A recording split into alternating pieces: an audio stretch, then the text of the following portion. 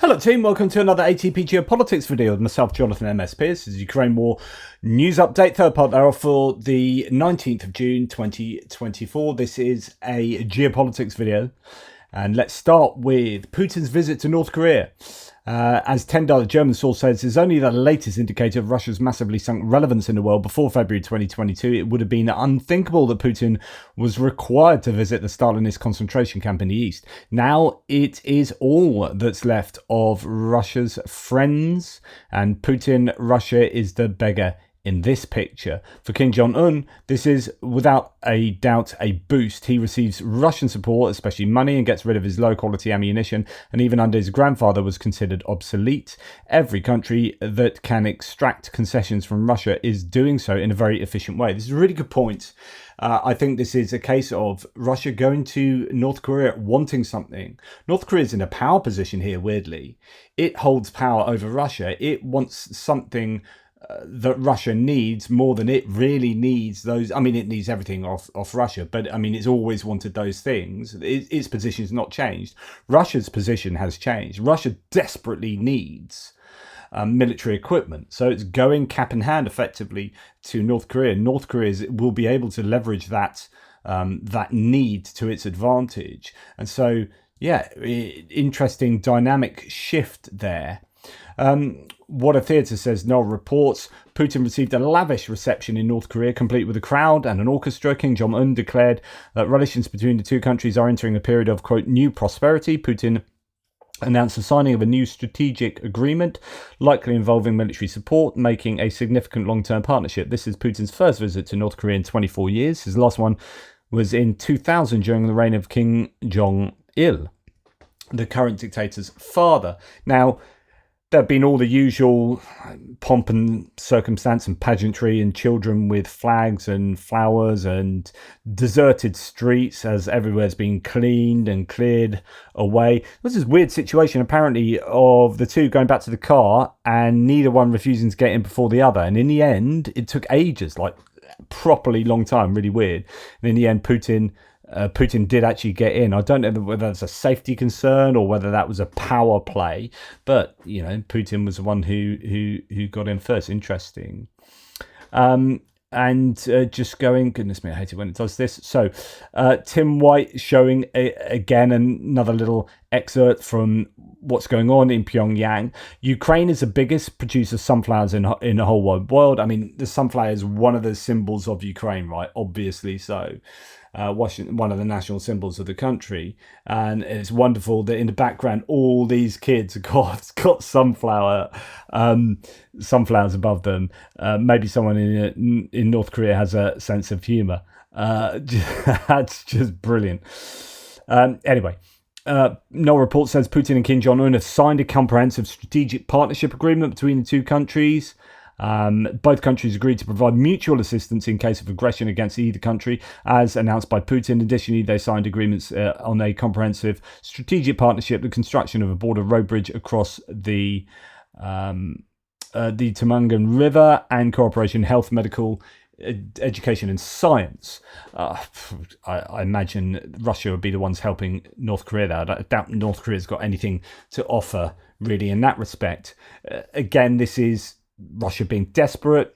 North Korea would be the only country I can think of that would properly sign something like this, that would require them to give military assistance in a sort of Article 5 type of way, or something similar maybe to the bilateral agreements we've seen.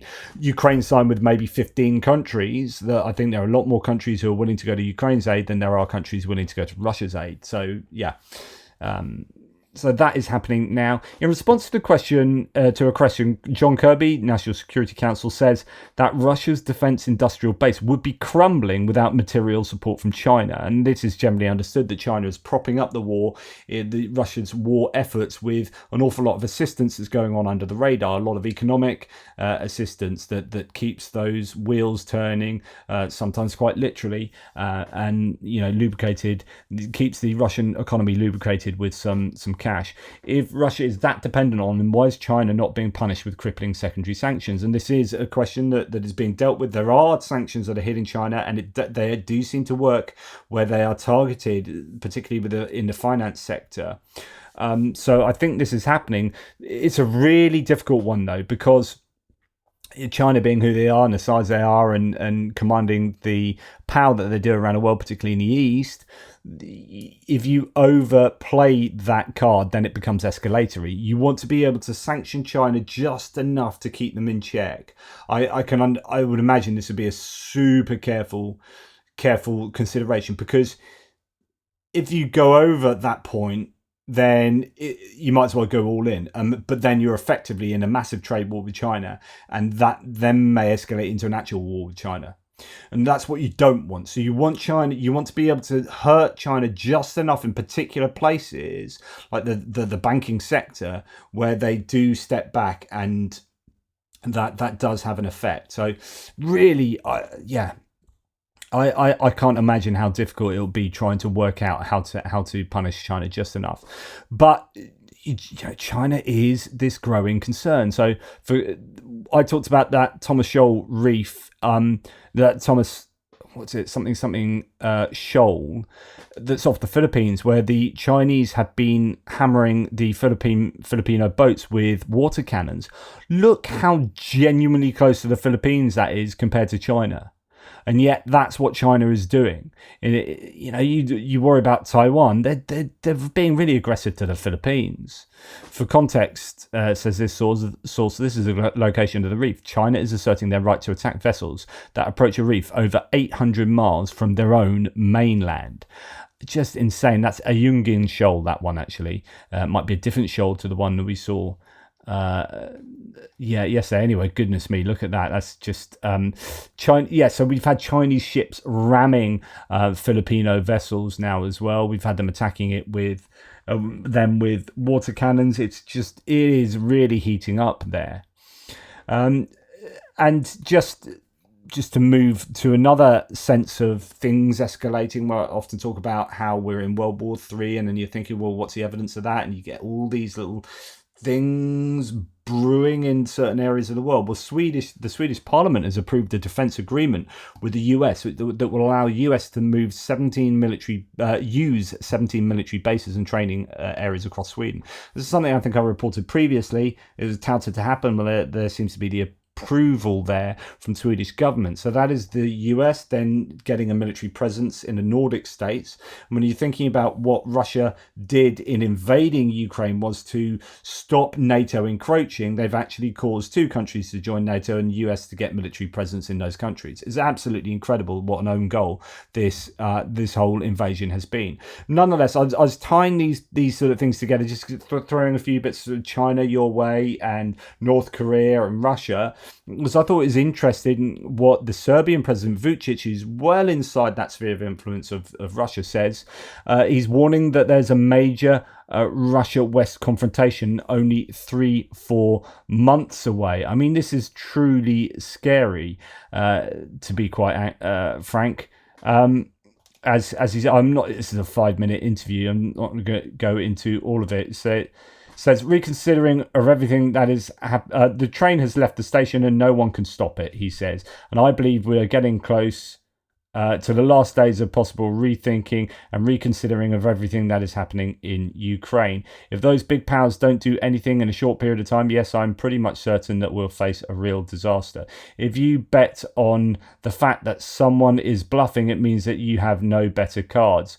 But you just believe that the other side has weaker cards and you're not sure about it because you don't know and you didn't see his or their cards. Everybody is speaking only about war. Nobody wants to reach peace. Nobody speaks about peace. Peace is almost a forbidden word. I mean, it's funny coming from a man who's like inciting ultra nationalism in his own country and essentially appeasing Russia. He doesn't want peace. He wants Russia to effectively win the war. That's his idea of getting peace. But yeah, he's worried about potentially an escalation here that will result in a Russia-West confrontation in 3 to 4 months. I mean, I can't say I'm not worried about something like that happening. I mean, it's not beyond the realms of possibility. I've talked about the Putin paradox, where the more that Russia suffer on the battlefield, the worse the war goes for them, the more likely Putin is to do something crazy. Now, of course, there are people around Putin it's not like when we talk about pushing the red button that Putin on his own in the middle of the night can just walk out and find a red button and press it and you're going to have nuclear war, right? There's a lot of checks and balances that go in place. Interestingly, it was relatively close, as I said before, in the Cuban Missile Crisis at one point. But hopefully it's not something that he's going to have that explicit control over him and him alone, unilateral control. But we are getting to this point of escalation that is worrying. No one wants a full scale world war, but we also shouldn't allow our fears to mean that any bully can go around the world getting what they want and taking over countries at will. So there needs to be a sense of robust defense of such nations. We need to. I'm a liberal, but I understand the paradox of tolerance, which means that the more tolerant I am of intolerant people, the more I'm likely to be subsumed by that intolerance and become a victim myself. So I believe in liberalism with teeth. So I'm someone who believes that we should have strong defense and we should stand up for liberal ideals around the world, liberal democracies around the world. But we shouldn't shirk from away from using our teeth if needs be. Australian Minister Bill Shorten, head of his country's delegation at the Peace Summit in Switzerland, says he was surprised by the event. Quote, there were more high notes than I expected, he told the Kyiv Independent. So that's really good news that actually someone, that's not so closely involved, as in geographically Australia's quite a long way away, although they are a supporter of Ukraine, but someone that's there maybe slightly more objective than, say, the French or German or British or Americans, saying, actually, some pretty good things going on there. It's really good news. And here's another positive. I really like this sentiment. This is the president of the Republic of Kosovo, right? So knowing where Kosovo is in the Balkans and its interesting past that it's had. So she said, I'm going to read you this. 25 years ago, I was the child of war, deported from her house, hiding from the shelling of the aggressor in the mountains, holding a little radio in my hand, listening alongside many other children, while leaders like yourselves were discussing whether to come to our rescue or not. Later on, I became a refugee, but you did come to our rescue. Your countries did not turn a blind eye to our suffering. You came to our rescue and you gave me a chance to come back now, 25 years after, and thank you for becoming our saviours. I hope you give that same chance to the children of Ukraine. And at the Peace Summit there, I think what a wonderful sentiment that was and is. It's like... I was the child of war. It's in English. She's sorry, I spoke for her. But she is asking the international community to just treat Ukraine the same as those in Kosovo were treated, or Kosovo was treated. And you can do it. It can be done. And let's not forget the children of Ukraine, the refugees of Ukraine, the plight of Ukraine as a country. Now, Jens Stoltenberg has named Rutte, Mark Rutte, is he still the Dutch Prime Minister? I don't know. It's all a bit confusing. It's imminently he won't be. But anyway, a very strong candidate for next NATO Secretary General. He's got the endorsement, Mark Rutte, of Jens Stoltenberg. JR reached out to me last night and said, there are some media sources in the Netherlands saying that Rutte is looking at being the next leader. They were I don't know if they're prematurely announcing it. I don't know whether there's going to be an announcement going forward. I don't even know how the selection process works from a practical point of view, but it looks like he might now be a bit of a shoo-in for that. Now, 4 months after the death of Alexei Navalny, Canada has today imposed sanctions. Ottawa announced restrictions on 13 high-ranking representatives of Russia's FSB, police and prison system. Good stuff there. Italy and Moldova have signed a declaration of support of Moldova's accession to the EU, as well as an agreement on cultural cooperation. Italian President Sergio Mattarella said that Italy supports Moldova's European path and will help in this process. Italy is becoming quite an important member of the EU, with although Meloni is in this far-right coalition that is somewhat compromised and pro-European, she isn't, and I wonder, I'd like to know how much of her party are behind her, as in the electorate, the voters. I would have thought they would be. But anyway, she started off as this kind of far-right, and we're going to talk a little bit about, in fact, might be next here. Yes, good, I've done a sensible transition. In fact, this is good. So this is a really significant reflection of how important Meloni is and how she's positioning herself in the EU. There's some clever politicking going on here. So the other two parties in the coalition, Forza Italia, the Silvio Berlusconi, when he was alive, his party, and Matteo Salvini's La Lega, they seem to be much more pro-Russian, but her brothers of Italy, one was worrying about them being pro-Russian. They're in power in coalition, and she's been super strong in supporting Ukraine.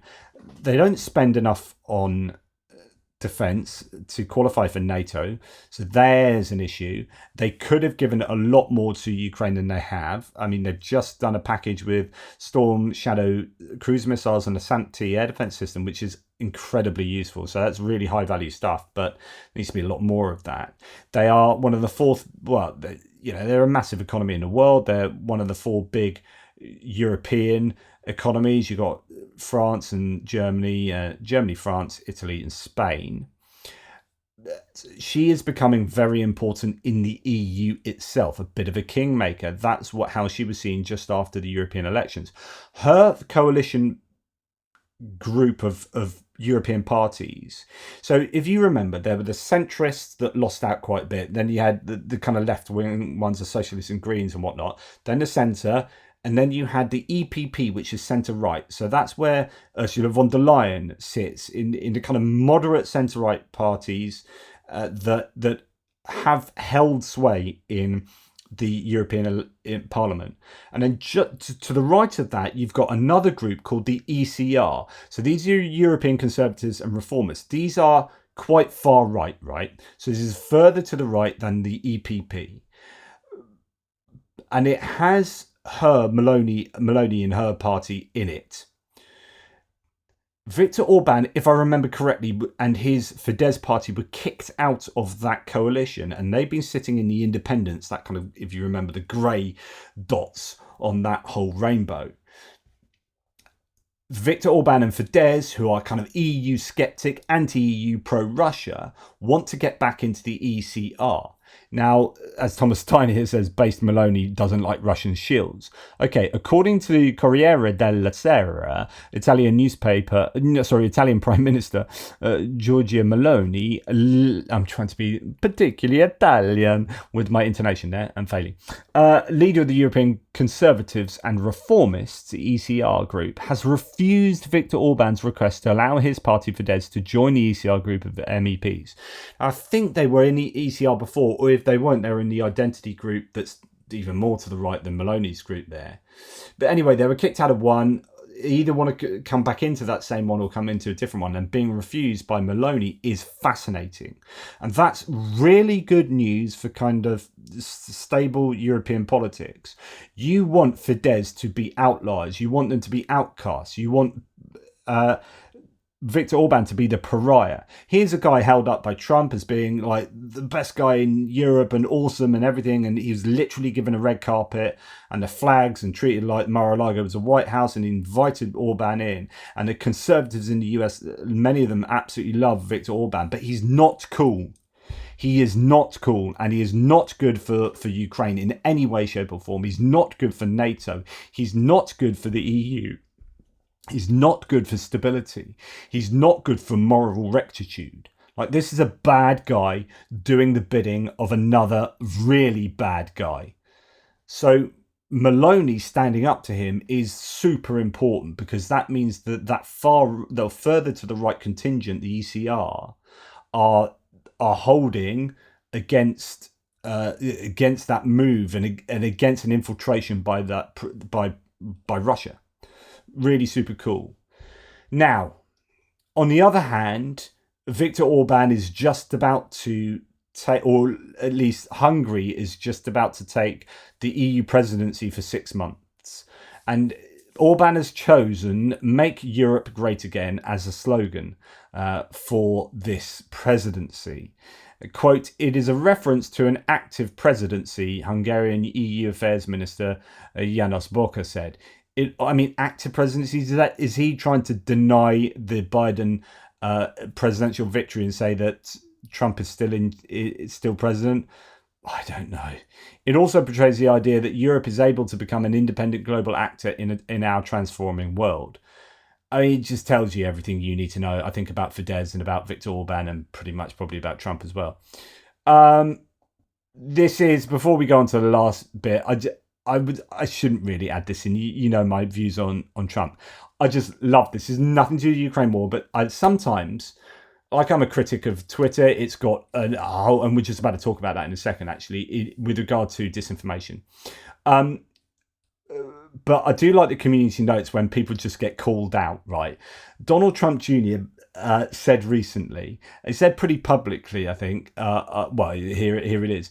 You know who's not on Epstein? You know Jeffrey Epstein in prison for the sex scandal, Ghislaine Maxwell.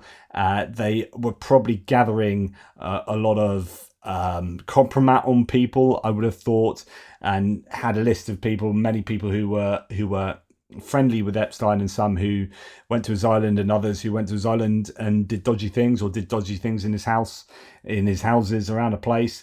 Not to mention any names in particular, Prince Andrew. So Donald Trump recently, for some bizarre reason, said, "You know who's not on Epstein's list?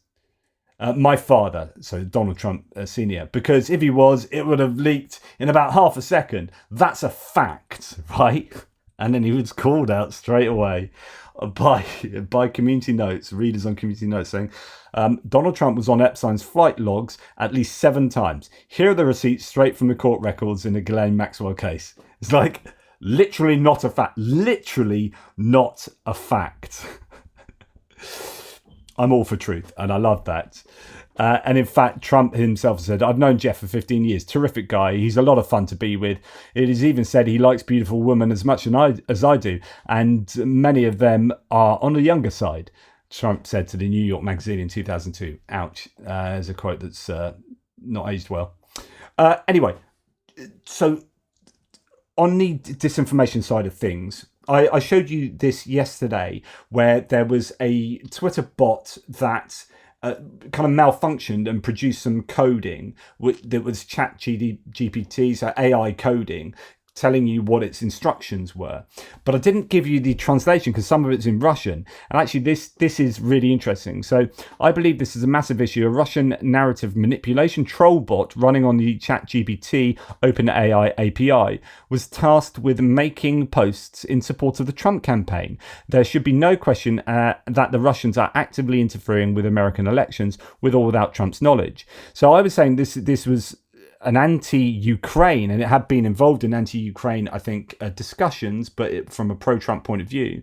And actually the translation of the code was pass JSON response bot _debug origin RU, so Russian, prompt, quote, "You will argue in support of the Trump administration on Twitter, speak English," end quote. And then the rest of the sort of coding there.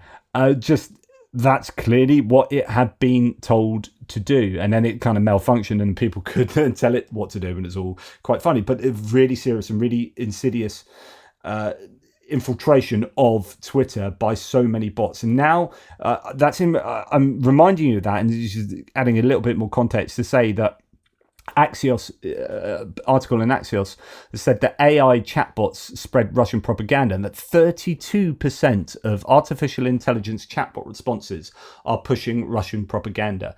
This is a massive challenge. I have argued with people on particularly Facebook recently. I've talked about arguments I've had with fellow left-wingers who've been sucked into the anti-American imperialism, and that, it's genocide Joe Biden. Joe Biden is these people are like anti-Trump, but they're more anti-Joe Biden at the moment because of Israel and whatnot. And okay, that's a valid argument we can have, and we can get engaged in that. And I have quite a very nuanced or complex. I think the argument is very complex, right? But then tagged onto all of that, several of these people have had like overt pro-Russian disinformation arguments, like Putin 101 arguments. Well, I'm like, well, hang on, mate. Like, we can have an argument about Israel, and that is difficult. But you've also taken on, and you're someone who I otherwise disagree with in so many areas out here. But you are spouting like outright Russian disinformation for me, and I've got to disabuse you of that, because these are outright lies. These are, well, you have been sold a lie, and you are now spreading this disinformation, and you are just blatantly incorrect. And I've had people just throw all the myths at me that you can possibly think of, and you're like, man, you've been sucked in. And of course, it's so easy to get sucked in when all around the internet there are real people, trolls, who are pretending to be others, disinforming you, and then artificial intelligence and bots generating text on platforms that make it seem like these are real people, but these are trolls. These are bots. Well, actually, it's almost like it's an AI bot which could almost become a troll, like a real person doing these things. It's not like an automated bot liking and reposting and stuff. This is generating, like, scare quotes, original content that has been programmed. And it's just, it's a scary time in terms of the information space that we live in. Now, a couple of things to do with this kind of disinformation. So you got someone spreading disinformation here. So Romanian fans. So there are the European 2024 football championships, soccer championships on at the moment that are taking place in Germany, and you have Ukraine playing. You had Ukraine playing against Romania yesterday. Romania won 3-0. But you had Romanian fans chanting "Putin, Putin," says Lord Bebo as a pro-Russian troll here, during a Euro 2024 match against Ukraine. Ukrainian team lost to the Romanian team with a score of 0:3. I mean, here's someone that doesn't watch football, or who is, I don't know, not a very good troll. Anyway, the reality of the situation was this wasn't happening. There weren't people shouting Putin, Putin.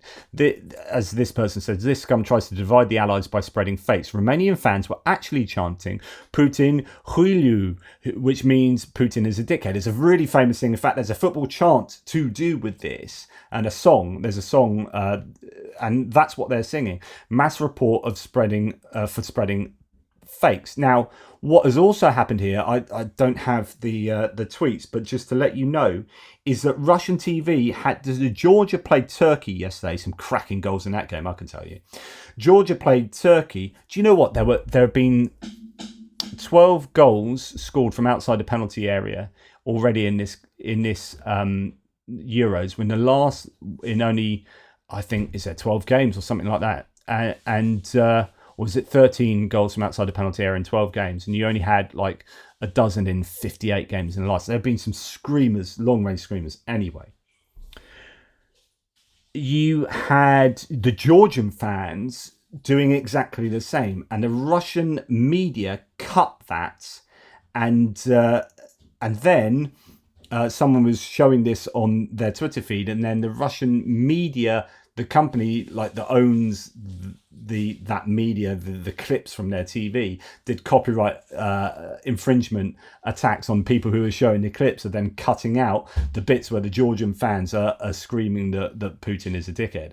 So really interesting, trying to control how the Russian domestic audience are seeing how Putin and Russia are seen outside of Russia, and to see, seeing here Romanian and Georgian fans screaming to the rafters that Putin is that thing.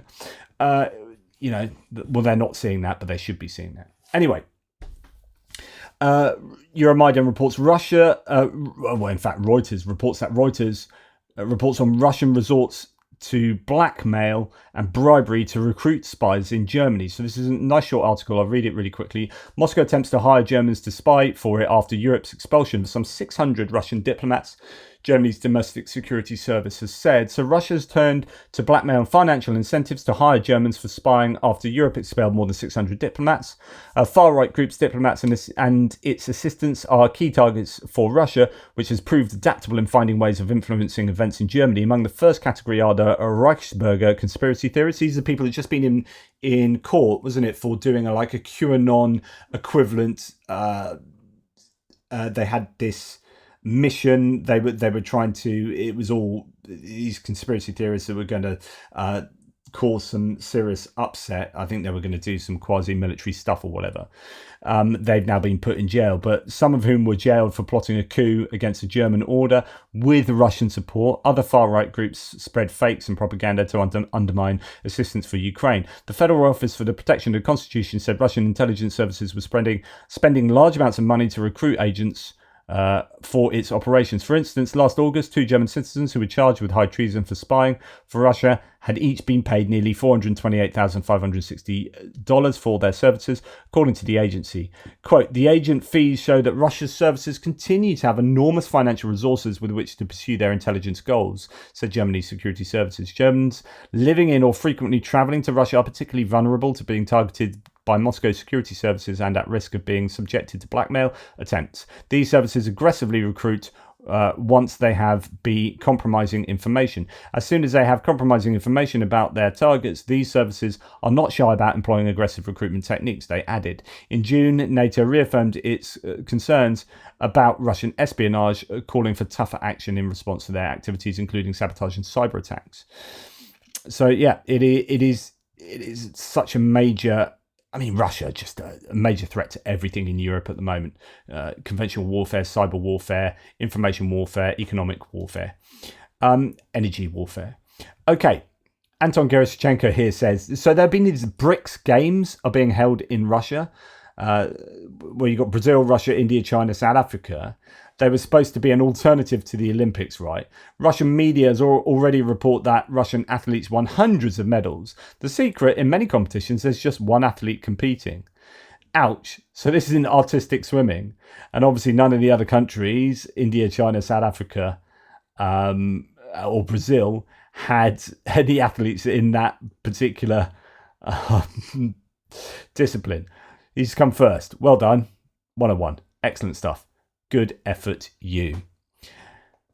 And speaking of sports, this is fantastic. We've seen similar to this in sports where you have to shake hands with the opposition, and we've had a Ukrainian against a Russian, and you're like, oh, how's that going to end? And the Ukrainian rightfully says, I'm not shaking your hand.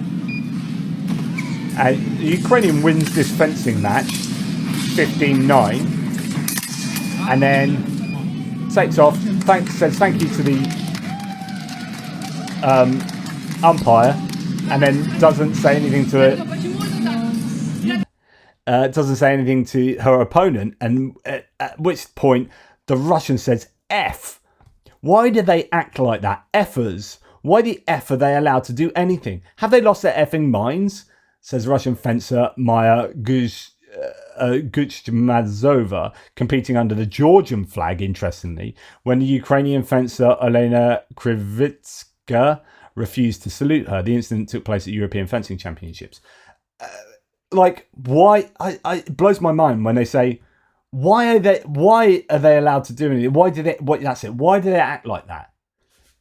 Have a little think there. Maybe it's because your country has invaded hers, and you seem to be proudly, or in this case, actually representing Georgia. But by your response, it's clear where your fealties lie there. That's why, because your reaction is a good example of that being why. You need to kind of understand why she's reacting like that. There are civilians being murdered by your home country. Anyway, and the other thing, just a bit more of an information thing, of a Twitter thing at the moment on the socials. This is happening a lot. People are doing this. where you got "I'm Finnish and I hate Russia and hate the Russians" is a really common thing, and people and then put their reason why, and it's going a bit viral, and people are like. And coming up with, quite often historical reasons why, or like the classic one is, I'm Norwegian and I hated the Russians before it was cool to hate them, or whatever, right? But I picked out this particular one because I've heard a number of stories from people recently. In fact, I gave a speech in the Andover area recently, and someone came up to me and said, look, I've got a Lithuanian wife and this is what her family went through. They were sent off to Siberia when they deported a load, like 1 million people. And interestingly, when they came back, you weren't allowed to go back. He was saying you weren't allowed to go back to Lithuania. You had to go back to Latvia or Estonia or something, so that you wouldn't like cause social cohesion issues. Anyway, interesting. But a lot of people sent off to die by the Russians. I'm Estonian and I effing hated Russians before it was cool. In that picture are my great grandparents, Yuli and Andres, who died far from home in Siberia together with their 2 beautiful daughters after being deported. And I just thought I would include this, not because I'm trying to cheerlead against Russia, but just to give you some kind of understanding of the depth of dislike for Russia in the Baltics and Finland. These people have experience of Russia, right? Poland and Czechia. They have experience of Russia, and for many of them, that experience has involved family members dying. Now, there are some places like Hungary where they appear to be cool with Russia, and areas of East Germany that seem to be rather more in support of Russia than, say, Ukraine. But in the main, there's a lot of disdain for Russia because of how they've historically been treated. And here's another shining example. And I should probably look into the history here a little bit more to share that with you. Anyway, that's enough from me on a geopolitical video. Thanks for watching. Take care of yourselves. Really appreciate all your support. Like, share, subscribe, hit the bell. Thank you. Toodle pits.